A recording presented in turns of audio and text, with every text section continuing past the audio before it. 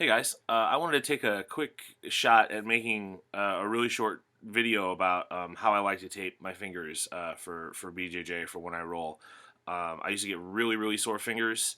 I'd have to ice bath after I would train, like ice bath my hands and then take a lot of Tylenol, and my hands would be sore the next morning for sure. I type a lot. I'm on a computer for a living, and so that's definitely bad. And so I had to figure out. I didn't want to stop playing Spider Guard or whatever, but I had to figure out a way to tape my fingers that really helped them, and this has completely solved my problem, taping like this. So I hope that if you're having sore fingers, give it a shot. Give this a shot and see if it works for you. It's not going to cost you more than part of a roll of tape. So start with a roll where you've got it sectioned into thirds. You can start it with scissors or tear it, whatever, and tear yourself off.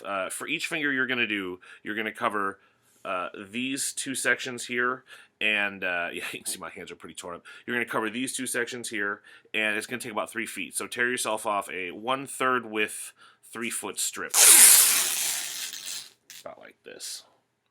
If you tear it off not right at the end of what you've torn, then you can start the next one easier. It's just a little trick. Okay, so start it right here at this first section of finger. You need to go around 3 times. Not tightly, just where there's no gaps. I'm not like pulling it tight or anything, because you'll lose circulation. You're going to cross over then underneath the knuckle, and this is super important. If you go over the top of the knuckle, either the tape will break or you won't be able to bend your knuckle. So cross over underneath the knuckle, and then go around the middle joint 3 times. 1, 2, 3, and now you're going to cross over under the knuckle again, going down, and that's what's going to make this X pattern that you see here. And then on the top, it's really just going to look like 2 loops that aren't related, but they cross over underneath.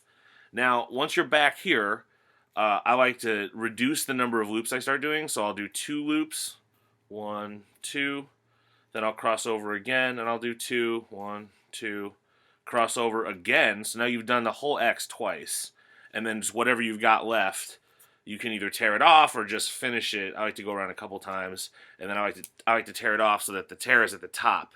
It unwinds less if you do it that way. And what you'll get is something that looks like this.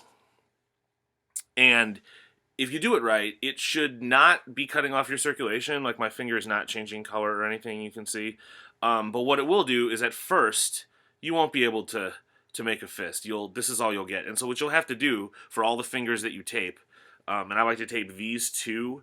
I don't find that I need to tape these 2, but these first 2 take a lot of abuse, just the way I play, I guess. Maybe something I could work on, but what I'll do is I'll tape both of them, and then you have to work it in, like, as you need work your grips a little bit, however you like to warm up your grips. As you do this, it'll get to the point where you can actually start to make a fist, like a real fist. But it will prevent your finger from closing completely. You can see, like, this finger, I can close completely. It's untaped. This one, I can't. And that is part of what's going to save your finger. That and the structural integrity that these loops provide, they take some of the strain off your tendons. And just doing this, like, has saved my hands. So if you guys are having really sore fingers, try this out and do it for like a week or so and see if it helps. It won't cost you anything more than a roll of tape. Thanks.